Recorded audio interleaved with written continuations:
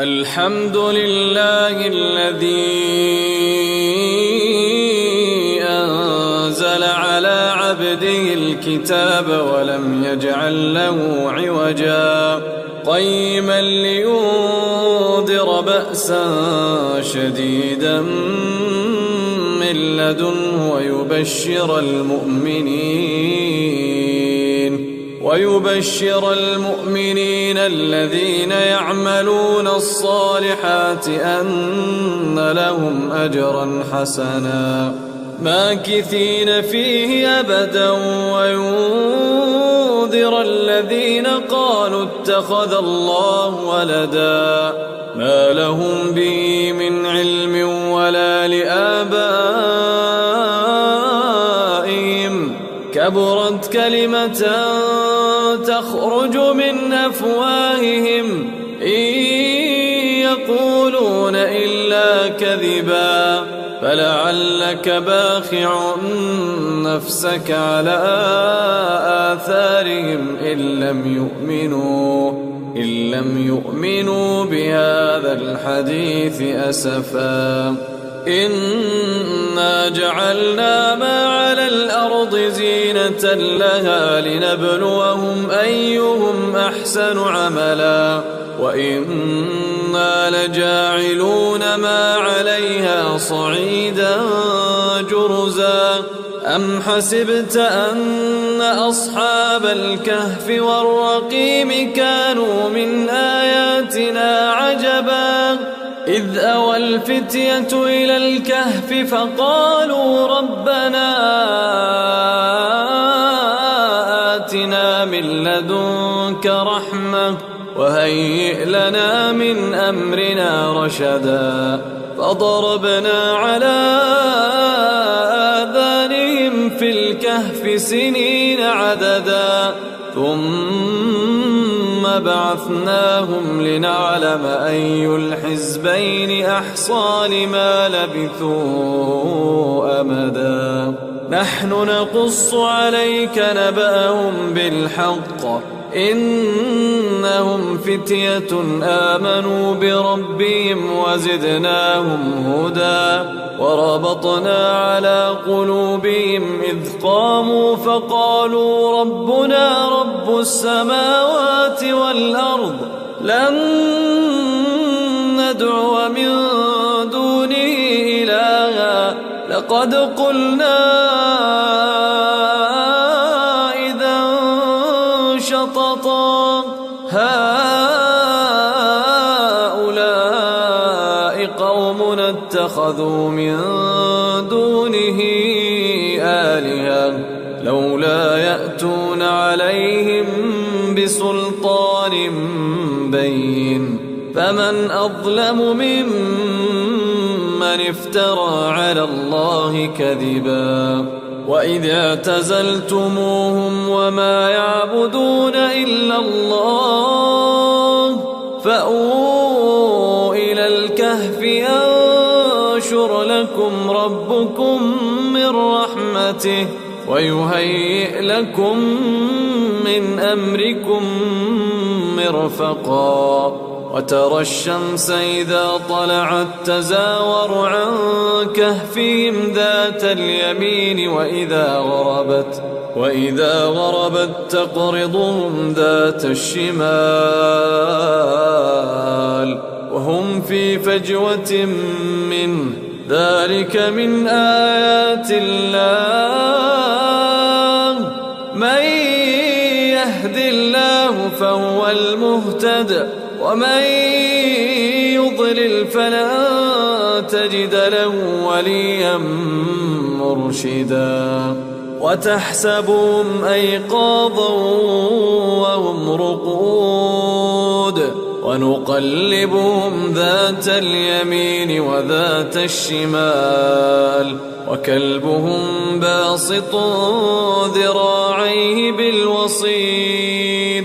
لو اطلعت عليهم لوليت منهم فرارا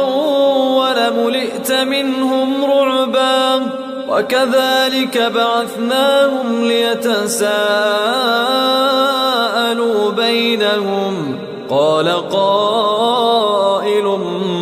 منهم كم لبثتم قالوا لبثنا يوما أو بعض يوم قالوا ربكم أعلم بما لبثتم فابعثوا أحدكم بورقكم هذه إلى المدينة فلينظر أيها أزكى طعاما فليأتكم برزق منه وليتلطف ولا يشعرن بكم أحدا إنهم إن يظهروا عليكم يرجموكم أو يعيدوكم في ملتهم ولن تفلحوا إذا أبدا وكذلك عثرنا عليهم ليعلموا أن وعد الله حق وأن الساعة لا ريب فيها إذ يتنازعون بينهم أمرهم فقالوا ابنوا عليهم بنيانا ربهم أعلم بهم قال الذين غلبوا على أمرهم لنتخذن عليهم مسجدا سيقولون ثلاثة رابعهم كلبهم ويقولون خمسة سادسهم كلبهم رجما بالغيب ويقولون سبعة وثامنهم كلبهم قل ربي أعلم بعدتهم ما يعلمهم إلا قليل فلا تمار فيهم إلا مراء ظاهرا ولا تستفت فيهم منهم أحدا ولا تقولن لشيء إني فاعل ذلك غدا إلا أن يشاء الله واذكر ربك إذا نسيت وقل عسى أن يهديني ربي لأقرب من هذا رشدا ولبثوا في كهفهم 300 سنين وازدادوا 9 قل الله أعلم بما لبثوا له غيب السماوات والأرض أبصر به وأسمع ما لهم من دونه من ولي ولا يشرك في حكمه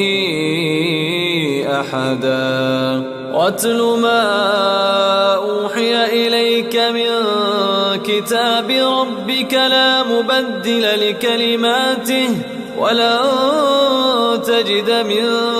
دونه ملتحدا واصبر نفسك مع الذين يدعون ربهم بالغداة والعشي يريدون وجهه ولا تعد عيناك عنهم تريد زينة الحياة الدنيا ولا تطع من أغفلنا قلبه عن ذكرنا واتبع هواه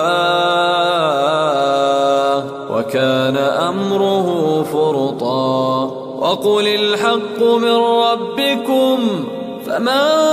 شاء فليؤمن ومن شاء فليكفر إنا أعتدنا للظالمين نارا أحاط بهم سرادقها وإن يستغيثوا يغاثوا بماء كالمهل يشوي الوجوه بئس الشراب وساءت مرتفقا إن الذين آمنوا وعملوا الصالحات إنا لا نضيع أجر من أحسن عملا أولئك لهم جنات عدن تجري من تحتهم الأنهار يحلون فيها من أساور من ذهب ويلبسون ثيابا خضرا من سندس واستبرق متكئين فيها على الأرائك نعم الثواب وحسنت مرتفقا واضرب لهم مثلا الرجلين جعلنا لأحدهما جنتين من أعناب وحففناهما بنخل وجعلنا بينهما زرعا كلتا الجنتين آتت أكلها ولم تظلم منه شيئا وفجرنا خلالهما نهرا وكان له ثمر فقال لصاحبه وهو يحاوره أنا أكثر منك مالا وأعز نفرا ودخل جنته وهو ظالم لنفسه قال ما أظن أن تبيد هذه أبدا وما أظن الساعة قائمة ولئن رددت إلى ربي لأجدن خيرا منها منقلبا قال له صاحبه وهو يحاوره أكفرت بالذي خلقك من تراب ثم من نطفة ثم سواك رجلا لكن هو الله ربي ولا أشرك بربي أحدا ولولا إذ دخلت جنتك قلت ما شاء الله لا قوة إلا بالله إن ترني أنا أقل منك مالا وولدا فعسى ربي أن يؤتيني خيرا من جنتك ويرسل عليها حسبانا من السماء فتصبح صعيدا زلقا أو يصبح ماؤها غورا فلن تستطيع له طلبا وأحيط بثمره فأصبح يقلب كفيه على ما أنفق فيها وهي خاوية على عروشها ويقول يا ليتني لم أشرك بربي أحدا ولم تكن له فئة ينصرونه من دون الله وما كان منتصرا هنالك الولاية لله الحق هو خير ثوابا وخير عقبا واضرب لهم مثل الحياة الدنيا كماء أنزلناه من السماء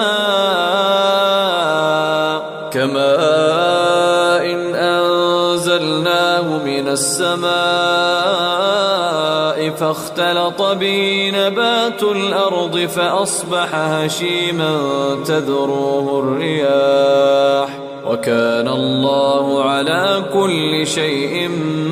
مقتدرا المال والبنون زينة الحياة الدنيا والباقيات الصالحات خير عند ربك ثوابا وخير أملا ويوم نسير الجبال وترى الأرض بارزة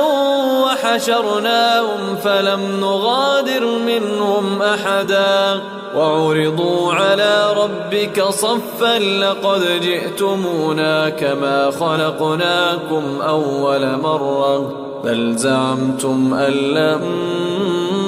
نجعل لكم موعدا ووضع الكتاب فترى المجرمين مشفقين مما فيه ويقولون يا ويلتنا ما لهذا الكتاب لا يغادر صغيرة ولا كبيرة إلا أحصاها ووجدوا ما عملوا حاضرا ولا يظلم ربك أحدا. وإذ قلنا للملائكة اسجدوا لآدم فسجدوا إلا إبليس كان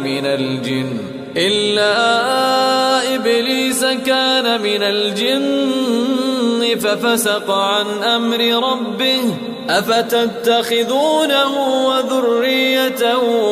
أولياء من دوني وهم لكم عدو بئس للظالمين بدلا. ما أشهدتم خلق السماوات والأرض ولا خلق أنفسهم وما كنت متخذ المضلين عضدا. ويوم يقول نادوا شركائي الذين زعمتم فدعوهم فلم يستجيبوا لهم وجعلنا بينهم موبقا. ورأى المجرمون النار فظنوا أنهم مواقعوها ولم يجدوا عنها مصرفا. ولقد صرفنا في هذا القرآن للناس من كل مثل وكان الإنسان أكثر شيء جدلا. وما منع الناس أن يؤمنوا إذ جاءهم الهدى ويستغفروا ربهم إلا أن تأتيهم سنة الأولين أو يأتيهم العذاب قبلا. وما نرسل المرسلين إلا مبشرين ومنذرين ويجادل الذين كفروا بالباطل ليدحضوا به الحق واتخذوا آياتي وما أنذروا هزوا. ومن أظلم ممن ذكر بآيات ربه فأعرض عنها ونسي ما قدمت يداه إنا جعلنا على قلوبهم أكنة أن يفقهوه وفي آذانهم وقرا وإن تدعهم إلى الهدى فلن يهتدوا إذا أبدا. وربك الغفور ذو الرحمة لو يؤاخذهم بما كسبوا لعجل لهم العذاب بل لهم موعد لن يجدوا من دونه موئلا. وتلك القرى أهلكناهم لما ظلموا وجعلنا لمهلكهم موعدا. وإذ قال موسى لفتاه لا أبرح حتى أبلغ مجمع البحرين أو أمضي حقبا فلما بلغ مجمع بينهما نسيا حوتهما فاتخذ سبيله في البحر سربا. فلما جاوزا قال لفتاه آتنا غداءنا لقد لقينا من سفرنا هذا نصبا. قال أرأيت إذ أوينا إلى الصخرة فإني نسيت الحوت وما أنسانيه إلا الشيطان أن أذكره واتخذ سبيله في البحر عجبا. قال ذلك ما كنا نبغ فارتدا على آثارهما قصصا فوجدا عبدا من عبادنا آتيناه رحمة من عندنا وعلمناه من لدنا علما قال له موسى هل أتبعك على أن تعلمني مما علمت رشدا قال إنك لن تستطيع معي صبرا وكيف تصبر على ما لم تحط به خبرا قال ستجدني إن شاء الله صابرا ولا أعصي لك أمرا قال فإن اتبعتني فلا تسألني عن شيء حتى أحدث لك منه ذكرا فانطلقا حتى إذا ركبا في السفينة خرقها قال أخرقتها لتغرق أهلها لقد جئت شيئا إمرا قال ألم أقل إنك لن تستطيع معي صبرا قال لا تؤاخذني بما نسيت ولا ترهقني من أمري عسرا فانطلقا حتى إذا لقيا غلاما فقتله قال أقتلت نفسا زكية بغير نفس لقد جئت شيئا نكرا قال ألم أقل لك إنك لن تستطيع معي صبرا قال إن سألتك عن شيء بعدها فلا تصاحبني قد بلغت من لدني عذرا فانطلقا حتى إذا آتيا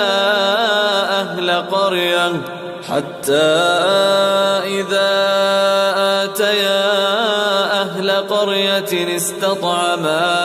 أهلها فأبوا أن يضيفوهما فوجدا فيها جدارا يريد أن ينقض فأقامه قال لو شئت لاتخذت عليه أجرا قال هذا فراق بيني وبينك سأنبئك بتأويل ما لم تستطع عليه صبرا أما السفينة فكانت لمساكين يعملون في البحر فأردت أن أعيبها وكان وراءهم ملك يأخذ كل سفينة غصبا وأما الغلام فكان أبواه مؤمنين فخشينا أن يرهقهما طغيانا وكفرا فأردنا أن يبدلهما ربهما خيرا منه زكاة وأقرب رحما وأما الجدار فكان لغلامين يتيمين في المدينة وكان تحته كنز لهما وكان أبوهما صالحا فأراد ربك أن يبلغا أشدهما ويستخرجا كنزهما رحمة من ربك وما فعلته عن أمري ذلك تأويل ما لم تسطع عليه صبرا ويسألونك عن ذي القرنين قل سأتلو عليكم منه ذكرا إنا مكنا له في الأرض وآتيناه من كل شيء سببا فأتبع سببا حتى إذا بلغ مغرب الشمس وجدها تغرب في عين حمية ووجد عندها قوما قلنا يا ذا القرنين إما أن تعذب وإما تتخذ فيهم حسنا. قال أما من ظلم فسوف نعذبه ثم يرد إلى ربه فيعذبه عذابا نكرا. وأما من آمن وعمل صالحا فله جزاء الحسنى وسنقول له من أمرنا يسرا. ثم أتبع سببا حتى إذا بلغ مطلع الشمس وجدها تطلع على قوم لم نجعل لهم من دونها سترا. كذلك وقد أحطنا بما لديه خبرا. ثم أتبع سببا حتى إذا بلغ بين السدين وجد من دونهما قوما لا يكادون يفقهون قولا. قالوا يا ذا القرنين إن يأجوج ومأجوج مفسدون في الأرض فهل نجعل لك خرجا على أن تجعل بيننا وبينهم سدا. قال ما مكني فيه ربي خير فأعينوني بقوة أجعل بينكم وبينهم ردما. آتوني زبر الحديد حتى إذا ساوى بين الصدفين قال انفخوا حتى إذا جعله نارا قال ائتوني أفرغ عليه قطرا. فما استطاعوا أن يظهروه وما استطاعوا له نقبا. قال هذا رحمة من ربي فإذا جاء وعد ربي جعله دكا وكان وعد ربي حقا. وتركنا بعضهم يومئذ يموج في بعض ونفخ في الصور فجمعناهم جمعا وعرضنا جهنم يومئذ للكافرين عرضا. الذين كانت أعينهم في غطاء عن ذكري وكانوا لا يستطيعون سمعا. أفحسب الذين كفروا أن يتخذوا عبادي من دوني أولياء إنا أعتدنا جهنم للكافرين نزلا. قل هل ننبئكم بالأخسرين أعمالا الذين ضل سعيهم في الحياة الدنيا وهم يحسبون أنهم يحسنون صنعا. أولئك الذين كفروا بآيات ربهم ولقائه فحبطت أعمالهم فلا نقيم لهم يوم القيامة وزنا. ذلك جزاؤهم جهنم بما كفروا واتخذوا آياتي ورسلي هزوا. إن الذين آمنوا وعملوا الصالحات كانت لهم جنات الفردوس نزلا خالدين فيها لا يبغون عنها حولا. قل لو كان البحر مدادا لكلمات ربي لنفد البحر قبل أن تنفد